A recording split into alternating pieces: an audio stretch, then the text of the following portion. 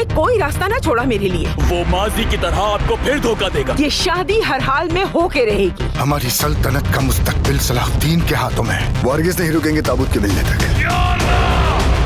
सलाहुद्दीन कहाँ छुपे हो? हाँ, जो भी मेरी पीठ पे छुरा घोंपेगा वो मरेगा, याद रखना। मैं मर तो जाऊंगी, ये शादी कबूल नहीं करूंगी। इस शादी का नतीजा अच्छा ना होगा। अब इस कबीले को नया सरदार चाहिए। वो कुछ ऐसा करेगा कि सरदारों को अपनी तरफ कर लेगा। जाओ जिरगा बुलाओ, मैं तुम्हारे साथ हूँ।